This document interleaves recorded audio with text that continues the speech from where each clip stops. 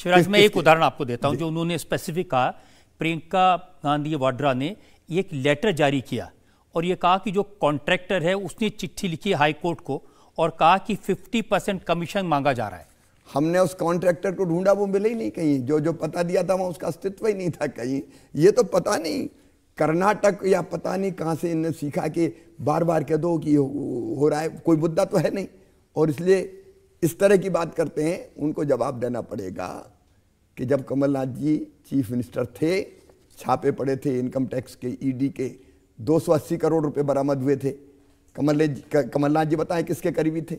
इनके आसपास के सारे लोगों के पास आप अखबार की कटिंग्स देख लीजिए, उस समय के समाचार देख लीजिए। वल्लभ भवन को दलालों का, वल्लभ भवन मतलब मध्य प्रदेश का सेक्रेटरीट, दलालों का अड्डा बना दिया गया था। बिना पैसा लिए कोई काम नहीं होता था। कलेक्टर और एसपी के पदों पर जो लोग जाते थे उनसे पैसे वसूल किए जाते थे।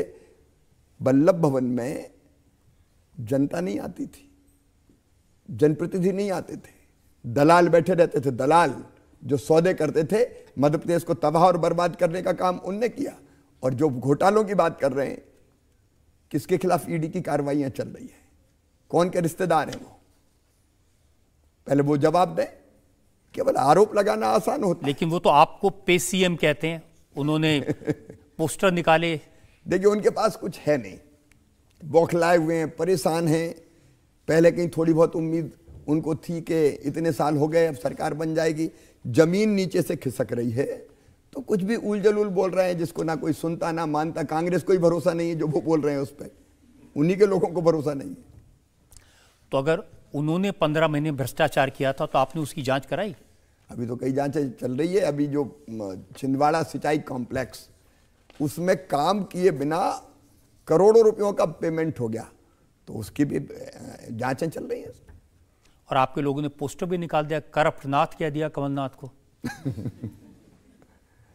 वो तो जो जैसा है लोगों ने किया होगा। लेकिन मध्य प्रदेश में इस तरह का कैंपेन तो पहले नहीं चलता था। वो पे सीएम कहें, आपके लोग करप्ट नाथ कहें, एक दूसरे को झूठा कहें, चोर कहें। नहीं, उनने शुरू किया है उनने, तो वो जैसे है भारतीय जनता पार्टी के लोग भी बताते हैं, लोग भी बताते हैं। जैसे आपके यहाँ से नारा लगा 50-50 आधा आधा, कमलनाथ दिग्गी का साझा।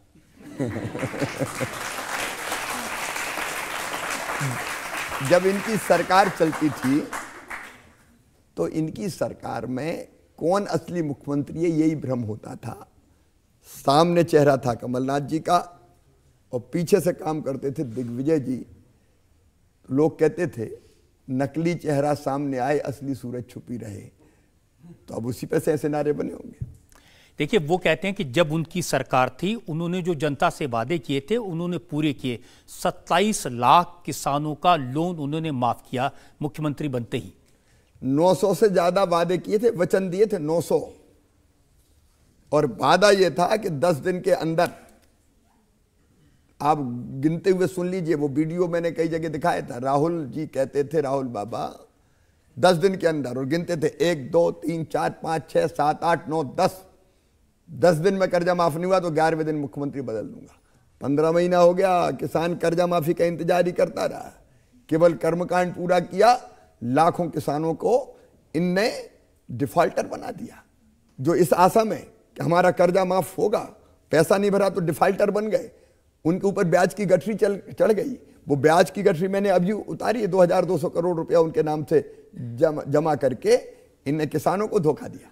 बेरोजगारों के साथ छल किया, 4000 रुपया बेरोजगारी भत्ता देंगे, एक धेला नहीं दिया।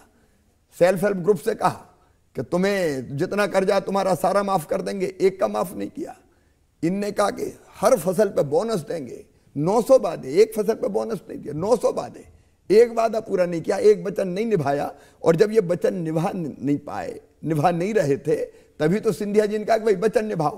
तो कमलनाथ जी उन्हीं से अकड़ गए कि नहीं निभाते तुम क्या कर लोगे, उतर जाओ सड़क पे। तो सड़क पे उतर के उन्हें सरकार गिरा दी इनकी। सिंधिया जी ने गिरा दी कि आपने गिरा दी? नहीं, ये तो सिंधिया, देखिए कमलनाथ जी कहते हैं कि मेरी चक्की बड़ा देर से पीसती, बारीक पीसती, लेकिन ऐसा बारीक पीसा कि उनकी सरकार को पीस दिया उनने।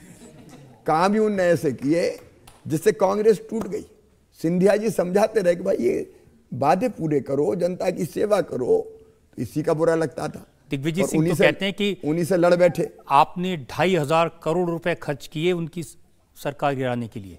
अब दिग्गी बाबा कुछ भी कहते रहते हैं, बेसिर पैर की बातें। अब झेप बिठाने के लिए कुछ तो कहना पड़ेगा। कई बार लोग ये भी कहते हैं कि वो कमलनाथ के सलाहकार थे इसलिए कल कमलनाथ जी मारे गए। अब जनता को भरोसा ही नहीं है। दूध का जला छाछ को भी फूंक फूंक के पीता है। काठ की हंडी केवल एक ही बार चढ़ती, बार बार थोड़ी चढ़ती। इंडिया टीवी हर वक्त हर जगह डाउनलोड करने के लिए सर्च करें India TV news Google play store या ऐप स्टोर पर।